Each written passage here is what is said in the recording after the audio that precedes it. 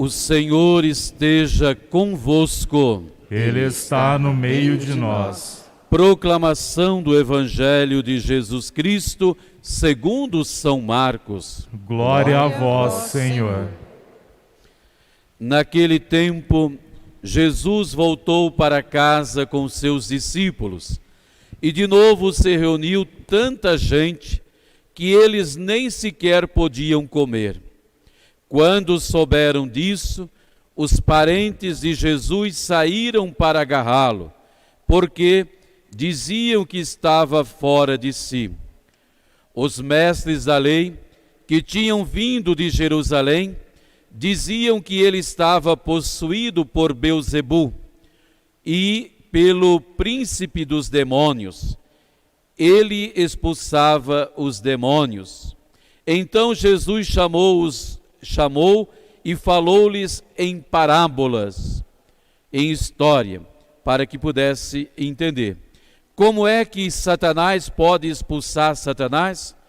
Como é que, se um reino se divide contra si, ele não poderá manter-se?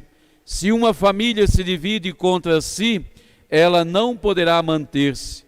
Assim, se Satanás se levanta contra si mesmo e se divide, não poderá sobreviver, mas será destruído. Ninguém pode entrar na casa de um homem forte para roubar os seus bens, sem antes o amarrar. Só depois poderá saquear sua casa.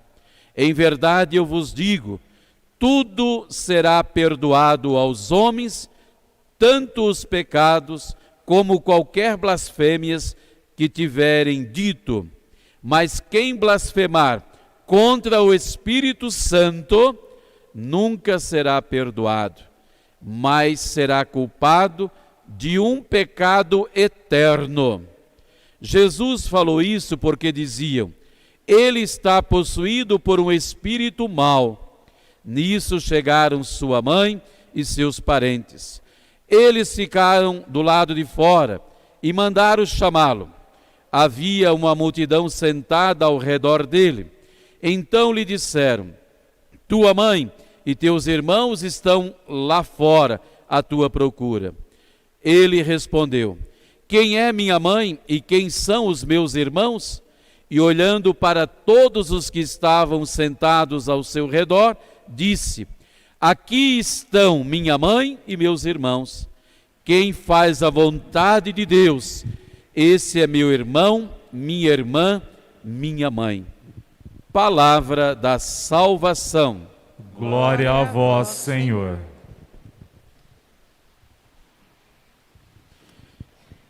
Queridos irmãos e irmãs que nos acompanham pelas nossas plataformas digitais, pela Rede Santa Rita de Comunicação, TV Batatais, Web Rádio Ativa Comunicação e pela nossa página do YouTube. Queridos irmãos e irmãs aqui presentes, graça e paz a todos nós. Poderíamos dizer que esta liturgia do 10º domingo do tempo comum, resumindo numa frase, nós poderíamos dizer assim: tudo isso, Jesus deseja que eu, você, nossa família, nossa comunidade, vivamos todos unidos. Jesus deseja que vivamos unidos. Essa é a frase que resume toda esta liturgia. Portanto, que nesta Eucaristia, nesta Santa Missa, nos alegremos porque nos encontramos com Jesus e nos alimentamos da sua palavra que nós acabamos de escutar.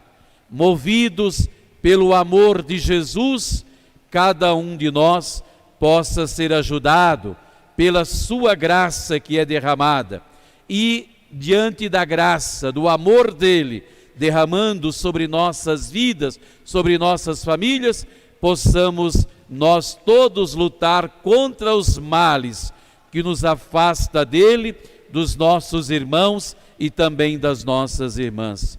Felizes também somos e estamos aqui para agradecer, e você que me acompanha aí na sua casa, por fazermos parte da família de Deus, por sermos filhos e filhas de Deus, irmãos de Jesus, e fortaleçamos então o nosso compromisso de construir um mundo de amor, um mundo de fraternidade, um mundo de união e principalmente de muita paz.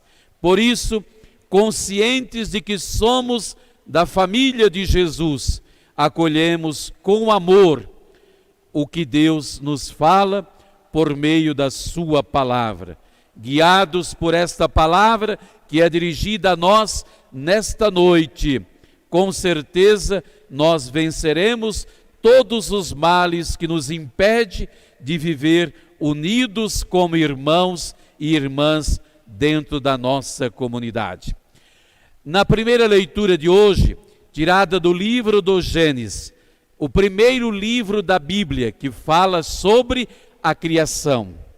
E aqui nós temos, neste texto que você acabou de ouvir, aqui o diálogo entre Deus Pai, com as figuras do primeiro homem e da primeira mulher, Adão e Eva. E essa leitura, ela nos reporta ao centro do pecado original, quando o homem, ele desobedece às ordens do seu Criador. E ele então, deixando de ouvir a voz de Deus, como ouvimos na leitura, ele ouviu a voz da serpente. E assim sendo, o homem jogou fora o projeto de felicidade que ele havia formulado para que todos nós vivêssemos bem neste mundo. Desde então, o homem, o primeiro casal, aqui representado, ele entrou no mundo, o pecado então por meio da serpente, o pecado entra no mundo e começaram então as acusações, as intrigas, as incompreensões, as divisões. Isso tudo é fruto do pecado na nossa vida. É bom que possamos meditar sobre esta situação, pois assim nós poderemos meditar e poderemos avaliar a nossa fraqueza diante das investidas do inimigo de Deus. Quando o inimigo de Deus, ele investe no nosso coração, na nossa vida, torna-nos pessoas agressivas, amargas, mal-amadas, provocamos intrigas, compreensões.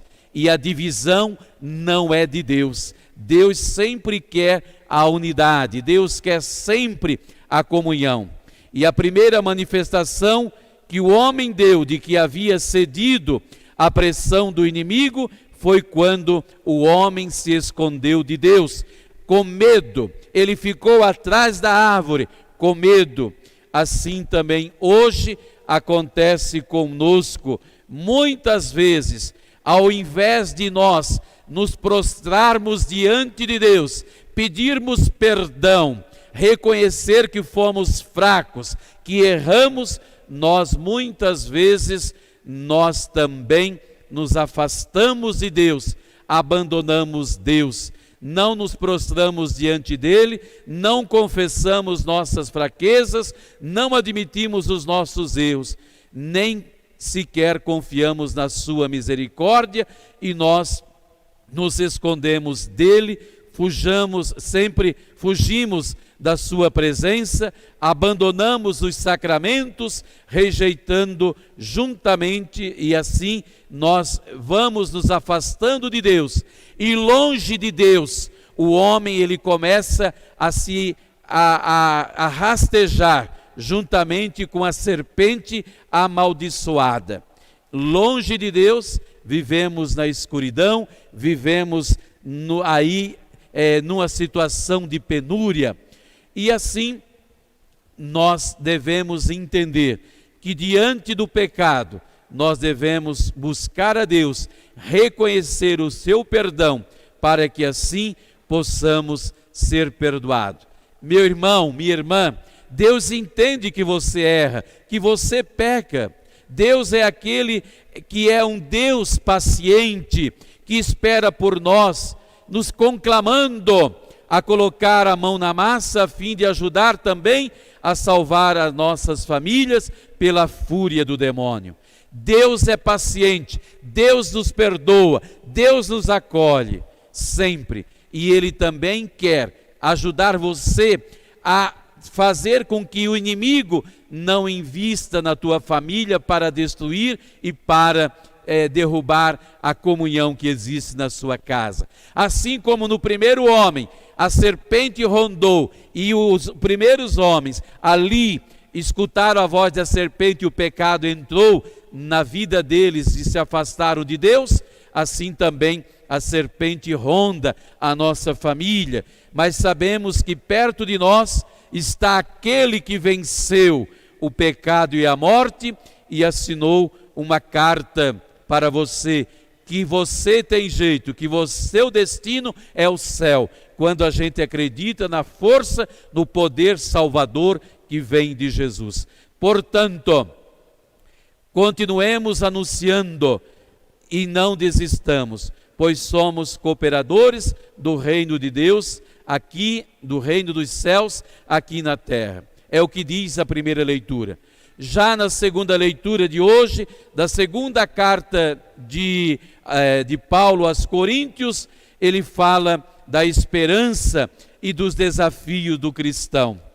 Ele mostra que, se por um lado o anúncio do Evangelho provoca sofrimentos, por outro lado, além das tribulações passageiras, está a confiança de Deus, a confiança que nós devemos ter em Deus e a visão da vida eterna. Mesmo diante das tribulações, das perseguições, das dificuldades, não desanimamos. Não vamos desanimar, meu irmão. A nossa confiança está em Deus. O reino do céu, para chegar ao céu, nós precisamos passar, às vezes, pelo sofrimento, pela cruz, pela dor. O humano de nós somos humanos, e isso faz parte da nossa natureza humana, mas o céu é conquistado com sacrifício, com cruz. Veja o próprio Jesus carregando a cruz, ele não desistiu, carregou até mesmo a coroa de espinhos, mas foi perseverante, ele não desanimou, diante das tribulações, ele tinha confiança em Deus e por isso foi vitorioso. A nossa salvação, meu amado, minha amada, não será como que uma varinha de condom a construção da nossa morada celeste. Enquanto você e eu vivemos neste mundo, estamos providenciando o material para a tenda de Deus que é preparada lá no céu. Que as palavras de São Paulo, nesta segunda leitura de hoje, sirvam, melhor dizendo, de afago para as nossas dores e que elas nos motivem a caminhar firmes na fé, na esperança, na caridade, na busca da santidade. Já no Evangelho de Marcos, que nós acabamos de ouvir a sua proclamação, mostra quem é Jesus, por meio de suas ações e também como as pessoas vão tomando partidos a favor ou contra, não é? Ali na família de Jesus, alguns e aqueles amigos que ali estavam, uns diziam que Jesus estava possuído pelo demônio, um estava a favor, outro já estava contra. Assim também nós vivemos na sociedade de hoje. Uns acreditam em Jesus, outros não acreditam, outros falam mal da igreja, outros não acreditam no Evangelho, outros brigam por causa do Evangelho. E a confusão sempre acontece. Acusados aqui, Jesus estava de agentes do diabo pelos seus adversários. Jesus se apresenta como aquele que é forte diante do mal. Jesus diz, eu sou forte, o bem jamais vai vencer. Jesus está dizendo em outras palavras, confie, meu irmão, o mal pode existir no meio de vós, vai existir sempre, mas nós devemos ser fortalecidos naquele que é o forte, naquele que vai vencer sempre, naquele que não deixa você ser derrotado. Então nós temos que ter essa confiança. Os discípulos aqui de Jesus, eles têm dificuldades em compreender, mas mesmo não compreendendo, interessante que os discípulos permanecem de pé junto de Jesus, não abandonam Jesus. E quantos de nós muitas vezes abandonamos Jesus? Na dificuldade, na tribulação, em vez de nos aproximarmos dele, nós vamos nos afastando. Mas os discípulos aqui permaneceram junto dele. E você é discípulo, pelo batismo, você é discípulo e discípula de Jesus. Portanto, esta é uma atitude que todos nós devemos ter. E também os que formam na família de Jesus devem permanecer fiéis, não abandonar, caminhar unidos a Ele e com Ele assumir a missão de construir um mundo novo, baseado sempre na vontade do Pai. A nossa visão, às vezes limitada pelo pecado, às vezes nos impede até de ver a beleza e os prodígios de Deus na nossa vida. O pecado vai nos cegando e nós não percebemos a beleza, a bondade, o carinho, a misericórdia que Deus tem para te perdoar dos teus pecados, dos teus erros, meu irmão. Os mestres da lei duvidaram de Jesus que pudesse ele operar milagres pelo poder do Espírito Santo. Mas o que acontecia? Eles acreditavam no poder do inimigo. E nós não podemos nunca, como cristão, acreditar no poder do mal. O mal nunca vai vencer, sempre será o bem. E Jesus então aqui nesse evangelho pacientemente lhes instruía os discípulos, mostrando que ele não poderia nunca estar a serviço de Satanás, para expulsar o próprio Satanás. Seria uma incoerência. A repercussão daqueles fatos atingiu então até os parentes de Jesus, que quiseram impedir que ele continuasse operando os milagres e alegando que ele estivesse fora de si. Quantas, às vezes, falta de fé, de discernimento, de confiança, até mesmo para esses parentes de Jesus. Não, porque, como se diz, né? Ninguém acredita, santo de casa, a gente não acredita que faz milagre. E Jesus aqui estava na sua casa, operando os milagres, e até mesmo os parentes duvidavam de Jesus. Por isso Jesus aproveitou esse exemplo da sua família, que não estavam entendendo, para que também pudesse abrir os olhos de todos nós. E Jesus vai dizer: se uma família se divide contra si mesmo, ela não poderá permanecer unida. Então nós devemos sempre estar unidos na família, na nossa família, com os nossos, sempre no desejo de fazer o bem. Dessa forma, Jesus também quer mostrar para nós que quando dividimos a nossa família, nós estamos nos enfraquecendo, correndo o risco de nos desfigurar e perder a nossa identidade de cristãos. Do contrário, quando você se fortalece pela ação do Espírito Santo, ninguém poderá invadir a tua casa, isso é, o nosso coração, e consequentemente interferir na união da nossa família. Vamos permanecer unidos, pedindo ao Espírito Santo que nos possa Ele conceder a graça de perseverarmos unidos a Jesus Cristo, fazendo parte da família de Deus. Você será forte, meu irmão, minha irmã, que me acompanha agora, na medida em que nós nos amarmos do poder de Deus e do Espírito Santo. Vamos nos armar. A nossa arma é a força de Deus, é o bem de Deus, é a força do Espírito Santo. E aqui o pecado contra o Espírito Santo, que o Evangelho diz, quem pecar contra o Espírito Santo não chegará ao céu. Que pecado é esse? É quando você nega que Deus é misericordioso, que Deus não vai levar ninguém para o céu quando erra. Aí é o pecado contra o Espírito Santo. É quando você não acredita na força misericordiosa de Deus, quando você não acredita que Jesus morreu na cruz para te salvar. Aí é o pecado contra o Espírito Santo. Se você não acredita que Jesus morreu na cruz para salvar, como é que você vai entrar no céu? Então é um pecado contra o Espírito Santo.